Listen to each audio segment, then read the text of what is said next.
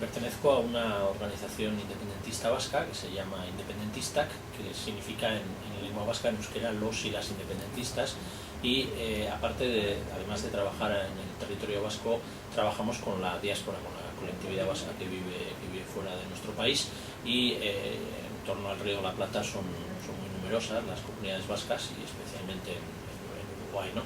Por eso es la tercera vez que visito Uruguay, con la intención de conocer la vida de esta comunidad vasca y de explicar también el proceso político que se está viviendo en estos momentos en el País Vasco, que es un proceso importante porque se están dando muchos pasos en el plano social, político, ideológico, a favor, digamos, en el camino de que el País Vasco pueda tener en el futuro su propio Estado independiente.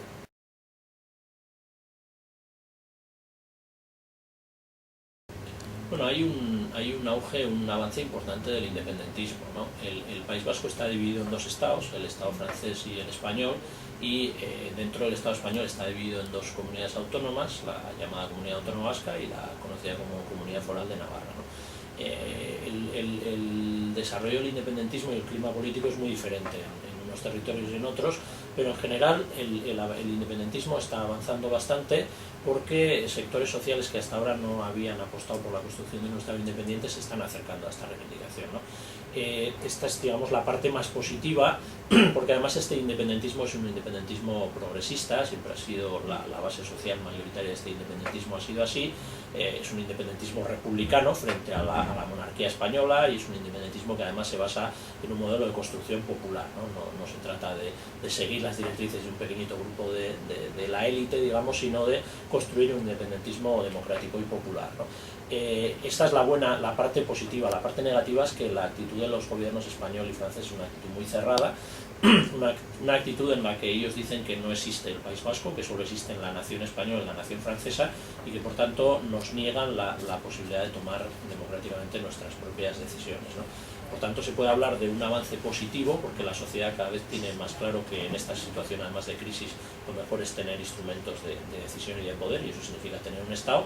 Pero por otro lado es cierto que la cerrazón de la intransigencia de los Estados, de los gobiernos español y francés, es muy grande y no augura ahora mismo nada bueno.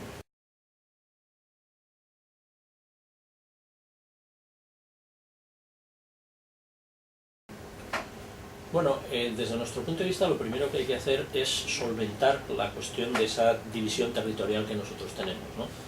Nosotros siempre nos comparamos con otros pueblos de Europa que están avanzados en el camino a la independencia, por ejemplo Escocia, y con respecto a Escocia, quizás el ejemplo puede valer para ayudarnos a comprender las dos o tres cosas que son claves para avanzar hacia la independencia, ¿no? La primera, la construcción del sujeto, un sujeto territorial que nosotros tenemos dividido.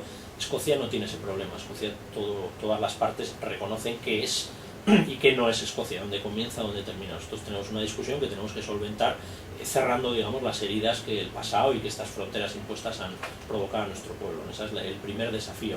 El segundo, que es muy importante, es construir un independentismo que sea realmente hegemónico, que sea mayoritario en la sociedad y que se perciba en la sociedad vasca que la independencia es lo mejor. En este terreno se están dando pasos muy importantes, ¿no? Y el tercero es un escenario en el que, por buscar un poquito la analogía con Escocia, en el que podamos encontrar o forzar al gobierno español y al gobierno francés a adoptar actitudes como la que ha tomado el gobierno de Gran Bretaña con respecto a Escocia, es decir, de reconocimiento, aunque no esté de acuerdo, de que nuestro pueblo tiene derecho a ser independiente, ¿no? Esta tercera parte es la que en realidad es más complicada ahora mismo, porque los nacionalismos español y francés están absolutamente cerrados, ¿no? Lo que ocurre es que también los vientos, en cierto modo, soplan a nuestro favor. ¿Por qué? Porque en Europa había un tabú hasta ahora, que era el de que las naciones sin Estado no iban a poder conseguir un Estado, porque las fronteras se consideraban inamovibles en Europa, porque había un clima político en el que se decía que era una locura crear Estados, porque la Unión Europea iba a suponer la desaparición de los Estados que existían. Todo eso ha demostrado que no era cierto. Están aflorando nuevos Estados, Escocia camina hacia su independencia, existe esa opción para los pueblos pequeños que hasta ahora no habían tenido un Estado, que ahora mismo no lo tenían, pero además estamos viendo que en Europa no se está produciendo una desaparición de los Estados. Lo que se está produciendo en Europa es la supeditación de unos Estados a otros. ¿no? Ni Grecia ni Alemania han desaparecido como estados en beneficio, digamos, de la Unión Europea. Lo que ha ocurrido es que Alemania ejerce la hegemonía dentro de Europa e impone sus intereses, pero no desde la destrucción de su propio estado, sino precisamente desde el reforzamiento de su propio estado. Por tanto, el clima de discusión con respecto a la estatalidad o no ha cambiado muchísimo, ¿no? Hay, en ese sentido, unas circunstancias más favorables.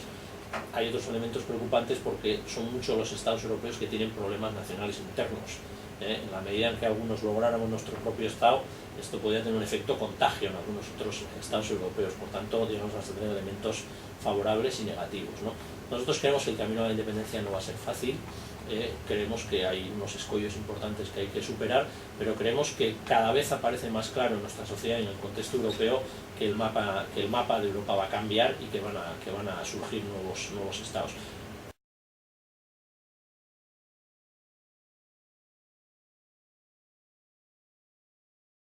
No, estudios que contemplen el conjunto del país fiables no. Hay estudios por partes del país que van una horquilla que puede ir desde el 20 hasta el 40. En los últimos estudios hechos para la llamada Comunidad Autónoma Vasca, que incluye 3 territorios, había un avance significativo que se acercaba a la mitad de la población ya, ¿no?